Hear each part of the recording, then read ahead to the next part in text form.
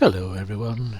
I've got my PCB for the let's turn it over. What have I got written on there? Yeah, Tim's digital caliper interface from PCBWay. There. Let's have a nice look at it. What I'll do is I'll just bring it a bit closer. Modified my camera to be a bit lower. Here we go. You can see it's just as I designed it. A bit out of focus again. There we go, look at that. Beautiful. Yeah, so it's come out rather well. I might use the that font a lot more, I think. Anyways, you can see I've got everything printed on the back there for the plugs at the front. So yeah, we can see we're going to have another my favourite little tiny microchips with the very tiny little pins. It's come out very well. I do like the how clear the font, the text is with the silk screen. They do a really good job getting it that small.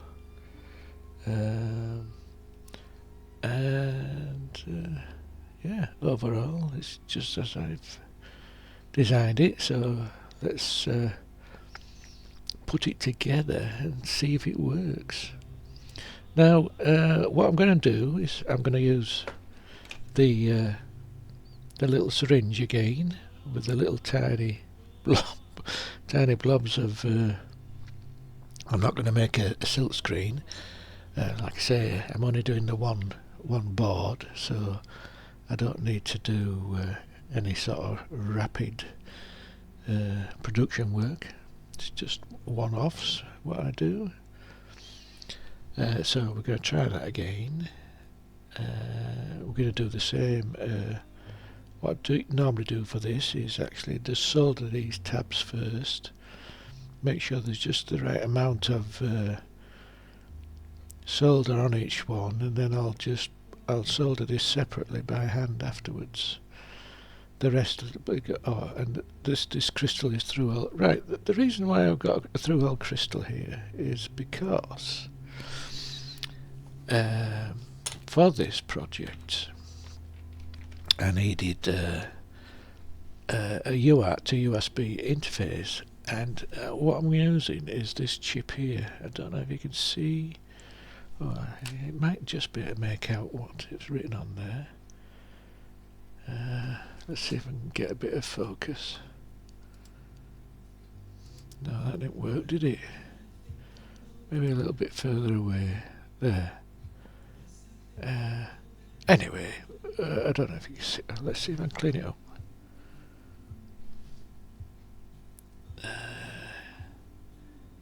Can we see it? Get the light just right. Anyway, it's one of them. What was it? CH350 or something? 340. It's one of them chips. Anyway, what I was going to do is I was going to buy a lot of these chips, buy some of these crystals and the odd component and things. But believe it or not, well, actually, I've already taken the pins off this board. The pins were on there. Where are we? There we go. So we had the board and we had the I've taken the crystal off there. So basically, oh no, what am I doing? The crystal didn't go there. Oh, I'm blind as a bat. Yeah, can't see for looking. Yeah, I've taken that off, and I've taken the USB off as well. Yeah. So basically, this is how they come. There we go. So it's one of these UART to USB modules, and the fact is I've bought 10 of these, and the reason being, instead of buying 10 of these little chips, it was cheaper to buy the whole thing, 10 of the whole thing, so with all the components on. So I got the whole lot cheaper than just buying 10 of these little chips. So I thought, well, may as well buy 10 of them. Then I thought, well, should I just make this plug in to this?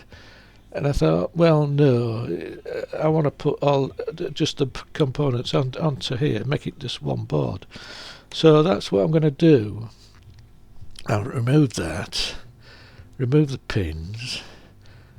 I'm going to use the crystal. The crystal should fit in here like that, so the crystal's going to go there. Just think one thing about soldering crystals on: you should never solder them perfectly flat to the bottom.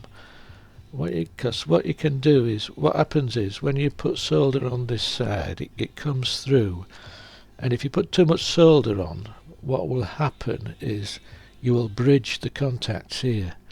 So you should always put a crystal, when you put a crystal on a board, it should never be sat right down. You should leave at least about a millimetre gap, like that sort of thing. Just shove a bit of card or something in there, the gap, and just to hold it off, basically. But never, you should never do that. Okay, right. Anyways, if you look at one of my videos, you'll what was it for? It was for one of those radio transmitters. I got some, and they just put too much solder on the thing when they soldered it together, and it made a real mess. Anyways, I'm wittering again. So yeah, so very nice PCB. It's very small. Where's me? No, I'll get some calipers. It's a caliper interface. Let's get the calipers out. So yeah, so let's just the board there. So it's just, can you see there, 55? It should be 56, which is perfect. That there. So you know, for a 56, rather just a fraction under than a fraction over. And there we go. Look, 26 that direction, which it is. The holes, nice holes. They should be 2 mil. Yeah, look at that. And right, oh, a little trick. So while I'm on with calipers, so you want to measure and check the distance between them two holes. Well, you can do it with calipers. You can measure straight across. But what you do first is you put the size, put your calipers inside the hole.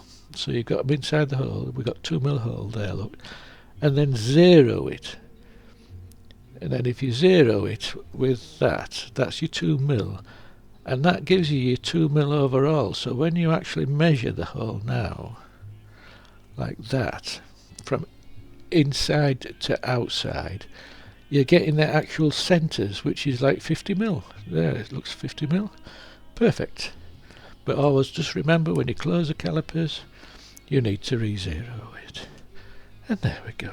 Yeah, well, that was just a bit of trivia. Yeah, so yeah, there's the PCB from PCBWay. Lovely job. And as usual, my little hang on, I've got my glasses on. There we go. As usual, my little thing as my logo. Lovely. Right, so what I'm going to do is I'm going to get my little heater, and right. Oh, yes. So I've taken the pins off. I don't need everything on here. I think what they've done is these two diodes here. They've used these as fuses. They're in series basically. It just drops the voltage down a little, and they also, I think they act as fuses. If you look at the data sheet for this, there's usually a fuse to the power there. Well, I'm just going to use one diode. Let's just have a look at my circuit. Yeah, so if we look at my circuit for the caliper interface, the top right of it, this bit here, is the actual UART to USB, Here's my USB out. It's going to be a socket, and this is the chip. Yeah, the CH340G. Make sure it's a G on the end as well, because there's many different types of CH340, and that G is a very important letter. Okay, so yeah, unlike the module, I just need off the module is the crystal, these two capacitors, and this capacitor here. So I just need these things. I need them off the module, as well as the chip, of course. The other components, I'm going to add all these myself, and this is where I've changed the them two diodes for one of these little Scotchy diode or whatever. And I've got bypass there because I just want to check the voltage. If the voltage if it drops too much, I might just short that out. I don't know. But anyway, so I need these these four components off the board, and this one. The rest is my own. So if we look at the component again, so the module I'm going to strip them off this module here. So basically I need the chip.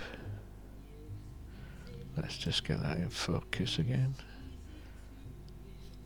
Yeah, so I need the chip, and I need the crystal, which I've already taken off, and I can see that these are the two capacitors that go with the crystal. These are the resonant capacitors. I'm not going to use them. I'm not going to use these. I've got, because I'm going on my own board, I've got some other capacitors. But the one I need is that goes onto pin 4. I need the capacitor that goes onto pin 4, so we just need to find that. Right, yeah, as I say, it's this. I know which them two capacitors are. Those are for the resonance of the crystal. This one here is the other important one, which goes to the V3, the 3 volt pin. It just keeps it stabilizes the 3 volts. That is an output, not an input. Our input is on this one. It has an internal 3 volt supply, and it also gives you an output you can tap into it for. Not a lot. There's no current there, but you know what it's there for is so we can put this capacitor on it to stabilize that 3 volts. And so it's this capacitor that I need to find. So you can see there. Oh, hang on, I didn't point that out, did I? Yeah, you can see that it's going to pin 4. So this goes from ground to pin 4. So I've connected my meter to pin 4. Let's just bring my meter up as well. So there's my meter. We want what do we want? Yeah, so I'll put it on speaker. So basically I want to find it, so it's going to be either one of these two or one of these two. So we need to find out which ones they are, which one it is. That's the thing with capacitors, they don't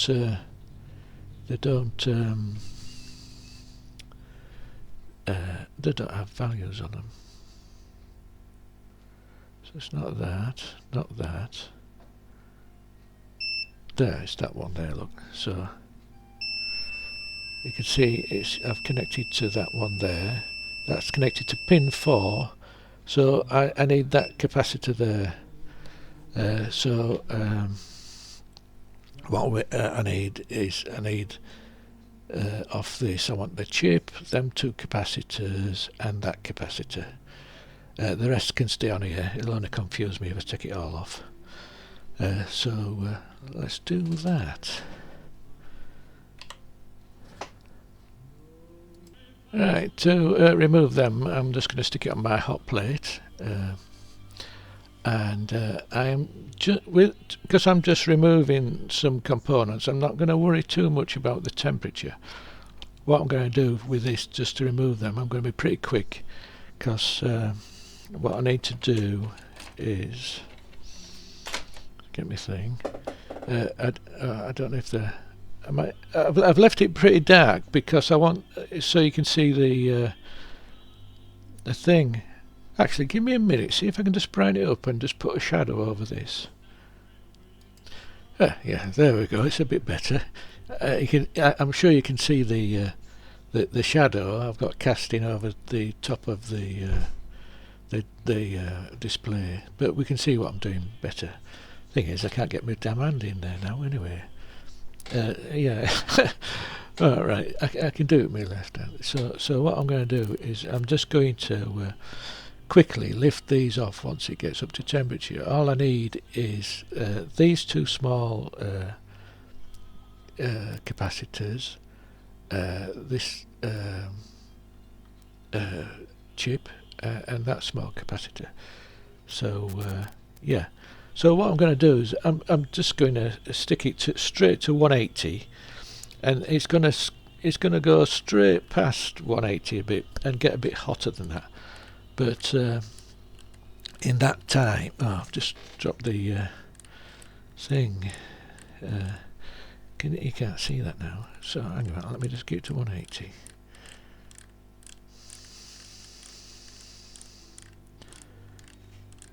Yeah. Cameras are just getting weird, aren't they? Right, yeah. Right, so I've put it on 180. Let's see if I can get that shadow back on there. Cover that up. How's that? There, you can just see it. So as soon as it gets hot enough, what I'm going to do is I'm just going to remove the things in question. So what I want is, yeah, it'll go past the 180, and then, but it'll just get this hot enough to get the whole everything melted, and I can just lift stuff off. Hopefully, I'm hoping it'll go up to about 210. But I want this end one. Oh, there we go, I've got the end one. And I want these two.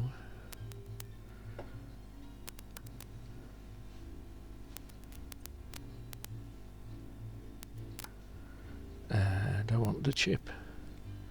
There, that's it. So let's turn it off. Right. So now, obviously, this isn't a reflow plate. It's a hot plate. It takes a while to cool down. So I just want to put these things somewhere safe. What I'm going to do is I'm going to go and get my pill tray, and I'll put these components in the pill tray along with the crystal, which is here. So yeah. Right. The other thing I'm going to add is a voltage regulator or converter, or whatever you want to call it. And I'm using one of these. And again, I found it cheaper to buy the whole thing on a module than to buy the individual parts. So I'm going to strip this as well. And so let's just have a look to see what we need. Let's just move my hand over there somewhere. So obviously I've got these two big capacitors that smooths the input and smooths the output, and that's these two big ones on the end. Hang on, let's have a look. These two big ones. See if I can get that focused. There we go. These two big ones, so them at the end. So I know I want those. I know I want the chip, and I know I want the inductor. The chip is here and the inductor is here. So I want to know what that C3 is. That's going to be on pin 1. Now, you can't see here. Alright, what I'm going to do is I'm going to set up my magnifying glass, because I want to show you this chip. You see a lot of people saying, oh, this is a fake, this is a rebranded and what have you. And I think that's what this chip is. I think it's been re-stamped. It might have been a similar chip that does the same functions, but they've stuck a different brand on, different value on it. Well, I'm pretty sure they have. I'm going to put the magnifying glass on it and you can check for yourself. So I need to know which is the C3, and obviously one of these is the this potentiometer here, so you can adjust the voltage, which will be this one here. This is one I'm going to add, but the other one should be this 8.2K. I need to check that. We'll have a look with the magnifying glass. See, this actually looks different to the one I was using. Let me just pick up the other one. Yeah, here's one that I've modified, and you can see that I've taken off the potentiometer.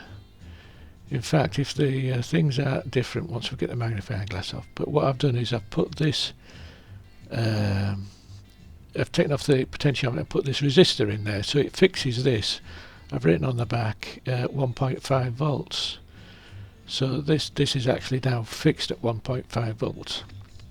The reason I didn't just adjust it with the potentiometer is I wanted to make sure that I didn't knock the potentiometer and adjust it, because you only have to move them very slightly and the voltage changes. So I didn't 1.5 volts, just a slight movement of the potentiometer and you could have just fried me calipers. So that's why I took the potentiometer off and put a resistor in there, so it's actually fixed and it can't change. And so I think this is the other one, which is the 8.2. We'll have a look closer. So and we need the 100K, and we need we need all these, everything on here basically.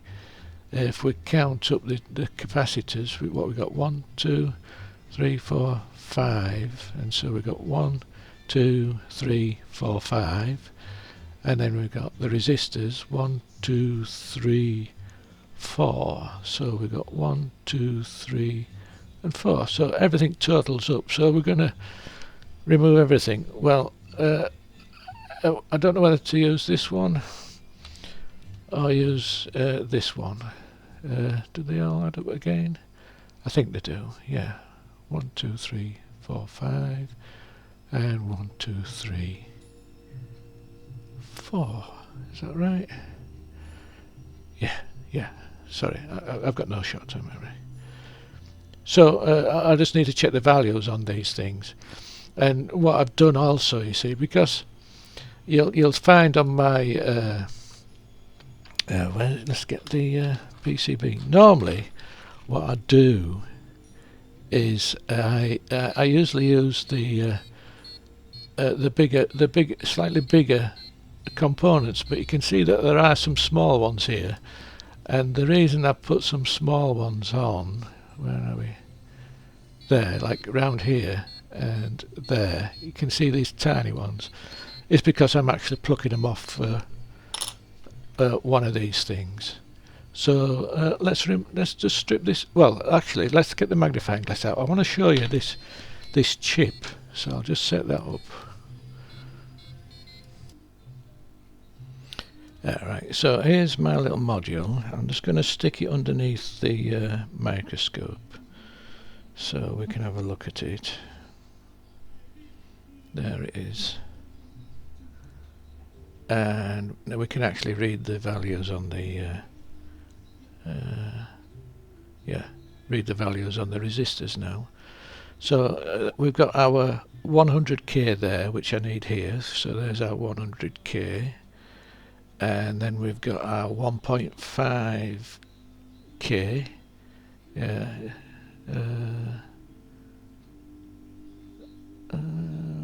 Where's that? Oh, hang on. No, that's different. I wonder if that was my dyslexia and I should have made that a 5.1, 1.5. I'll need to check the other one. I might have messed up here.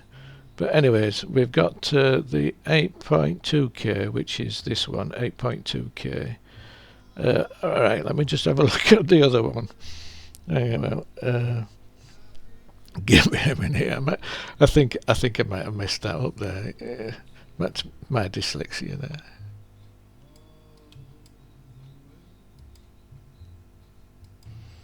Okay, no, I haven't messed it up. This is my original, which is the one I took my circuit off. So we've got the resistor there, which is 01D, which is, that translates to the 100k, which is that one there, that 104. That's 100k.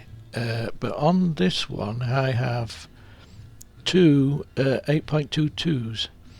So we can see on my circuit that I have the two the two 8.2k resistors. Where are these two? This one here is the potentiometer. That's the one there that I've replaced with the potentiometer. So that's what I'm going to add myself. But on the one I'm stripping, they've used a 1.52k here. So I'm going to have to get another one of those out and swap that one there for an 8.22. Right, the other thing I wanted to point out was, where's pin 1? You can't see it. I know that this is pin 1.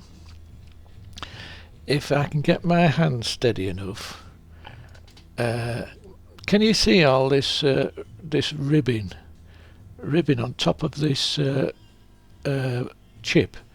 This is lasers. A laser has etched off the top layer, and as it's lasered off the top layer of this chip, it's removed. If you look really carefully at this, I don't know if you can just see the remains of the dot. They've actually took so much plastic off the top of this that they've actually removed the impression of pin 1, which should be here. Hang on, I don't know if I can get the shadow to just sort of, can you just sort of see it? It's hard to see, but make out, but that there is actually pin 1, is that? And that's where the dot should be. So what I might do is just get my felt tip on there and just put the dot back. But this is obviously, you've heard about it on the internet, you know, where they laser off the markings of a chip and then they replace it with another one. Well, the thing is that this works. I mean, I can check this book out, and it will do its job. So I've got no issues with it. If it does its job, it does its job. That's it.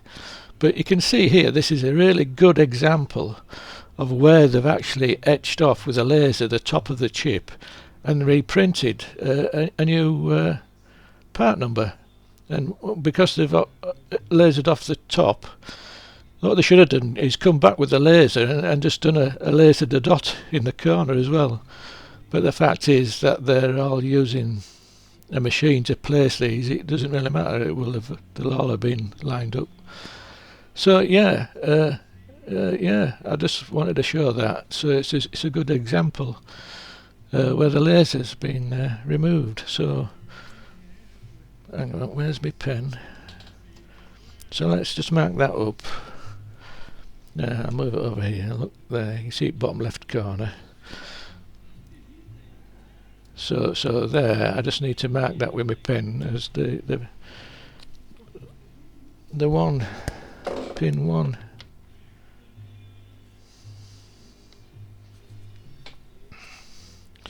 There we go. So now if I just put my scope on it, there. Oh, we can see pin 1 now, can't we? Yeah, that's definitely got pin 1 sorted. Okay, right.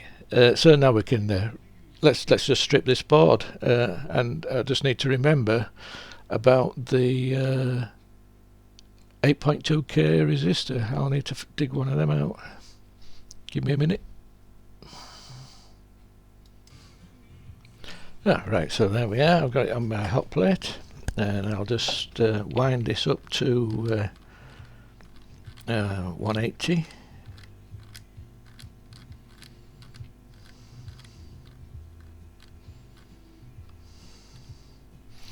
You can see that now, I think. Yeah, you see that counting up. As soon as they get hot enough, I'll just move them off the board.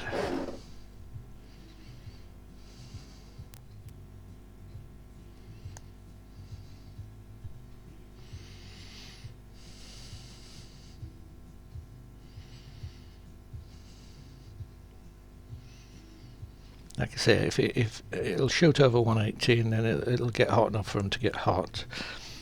If I don't get it high enough with the overshoot, then what I'll do is I'll just adjust it up with the knob just to give it a bit more. But usually over 200 it should be enough.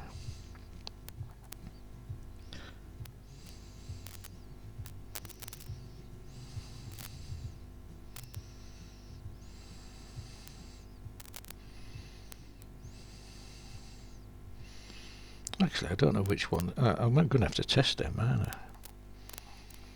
I should have. Hang about. What I should have done first. That came from there, didn't it?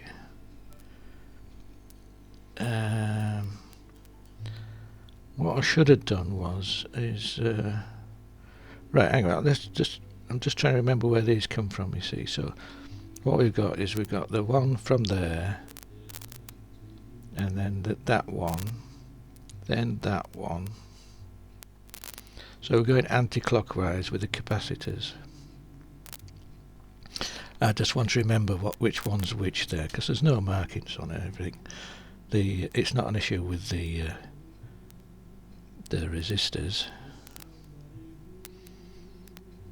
It's just cooling down a bit. Oh, we're at 2, so it should be alright still.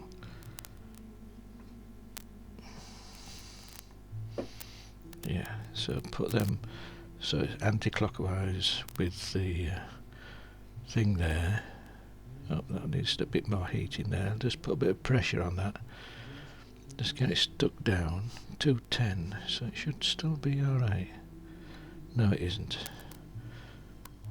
Right, what about our chip? Is our chip okay? Oh, there's another resistor in there. Oops. There, a resistor. Right. You see it overshot and it's cooling back down again, so now what I'm going to have to do is take it up to about 200.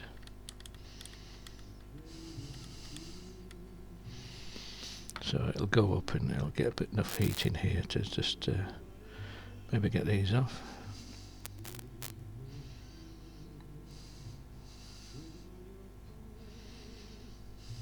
Right.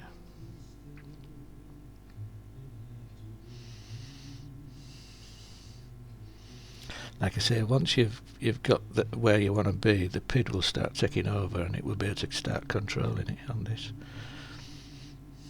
So you can see it's going up slowly now because the PID knows what to do. Ow! And I just burnt my finger. Damn, that's going to sting. Excuse me, I need to stick my finger in my gut. Yeah, that hurt. Right, well, continue. Let's see if I can get that off.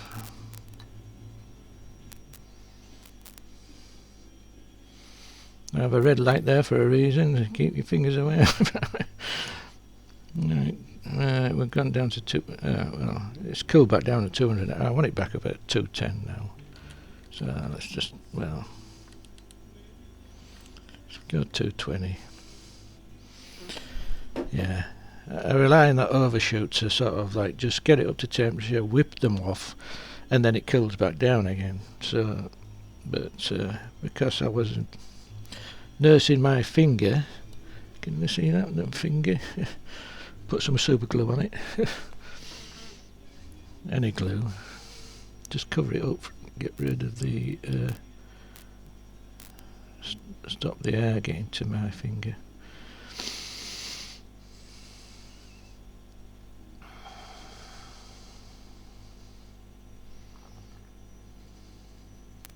Alright, 220, that should come off now. Come on.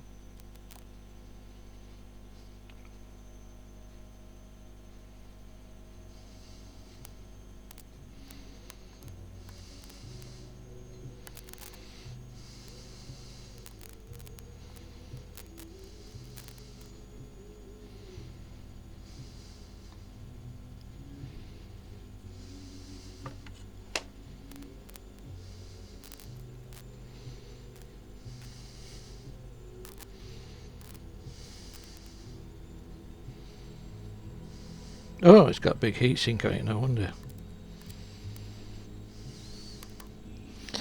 Right, so they're all off, and then I'm going to stick them into my pull tray for later. One moment. Well, I don't know if you can see that, but they're the capacitors I took off, going for anti-clockwise. I put them on this piece of board, and I've written what each one is in order here. So, yeah, I'm just going to leave it like that, and I'm going to hide these out the way, so hopefully I don't knock them for later on. if I totally mess it up, I should really put these in separate little pockets on my well, yeah, go on, I might as well put these in there in my pill tray in separate pockets, I think. Yeah, no, whatever. Anyways, let's get to the next bit. Well, the next bit is source all the other components. All the other components I'm just, which is all these. This is all to do with the STM8. What we've got is a couple of resistors for the I2C. We've got the reset kept held high, and we've got our stabilizing cap down here. So that's all that's needed. They're going to be sourced from from my parts bin. So we've done this bit here. So what we now need to do is I need to source these two transistors and two resistors. These are all going to be new parts, so I'll source them and put them in my pill tray, and I've got a few LEDs. I've got some LEDs here and some LEDs here. I like a bit of LED. It helps with the diagnostics and lets you see what's going on. You can put them in or not put them in. It's whatever, you know. So I'm going to source them. So what I do to source those is, if we go to our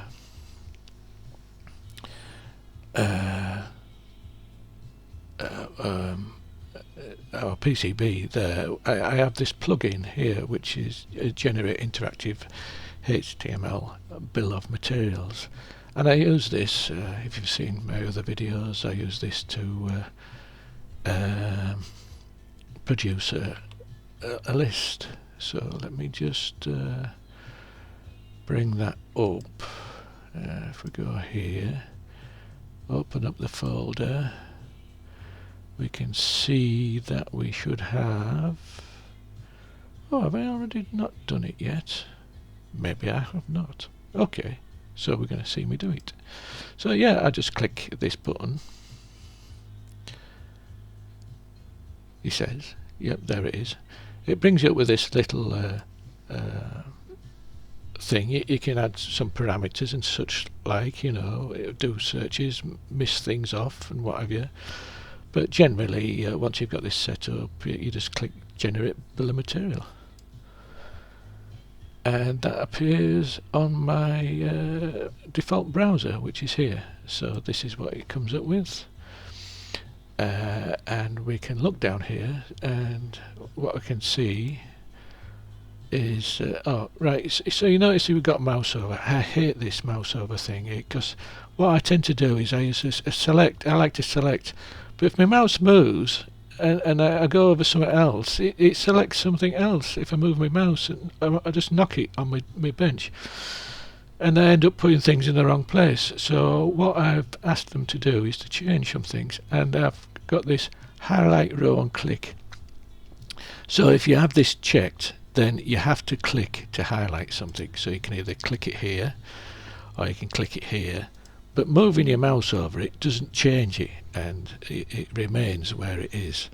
So I know we've got this chip because we stripped it off the board, so we've got that. This is at my, if we look at the top here, we've got our sourced and our placed. Well, we're sourcing everything first, so what I'll do is I'll just go down here and we can tick that off.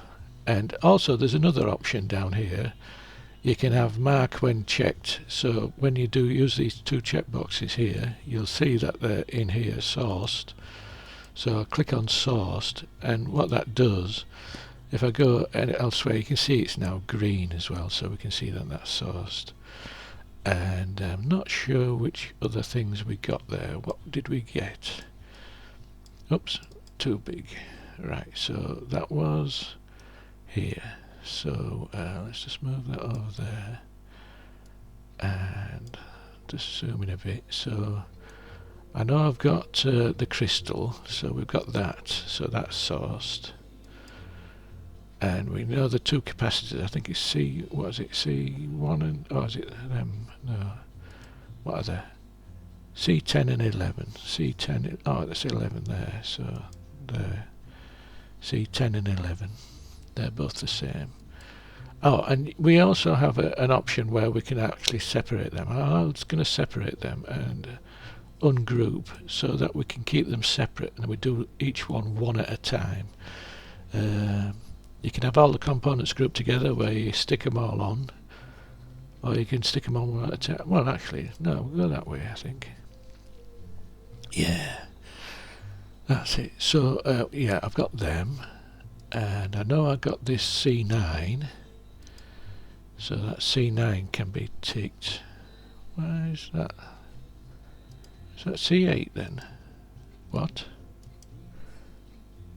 Oh, sorry, C9. I was looking at this here. Silly me. Yeah, C9. So we tick that one off as well, because we did get that. So I got them. Did I get anything else? No, we didn't get anything else on there. So what we also did, we did this bit down here. So what I did we got the C2. Does that select? No, it doesn't. Right, so we've got C2. That's that one. And we've got C3. C3. And we've got C4 and R10. C4, R10. Where's R10? Oh, that's R10 and 9. Have we got a 9? Did we get 9 as well then? R10. Oh yeah, R9. Oh yeah, that's it. That's them two 8Ks. So yeah, so that's both of them. Where are we? R10 and R9. So we got them two. And what else did we get? So we've got C5. C5, that's sourced. And what we've got there? R8 as well. R8. That should be on its own then, is it?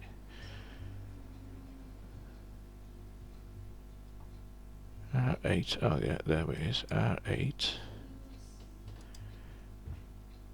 So we've got them two, and we've also, I've got C5, C6, C6 we've got that. So that's all the ones that we've actually sourced at the moment. So we can see that we've got them, and I need to get everything else now. So what I need to do is go through my parts bin and get all these into my pull tray. I'll do that now.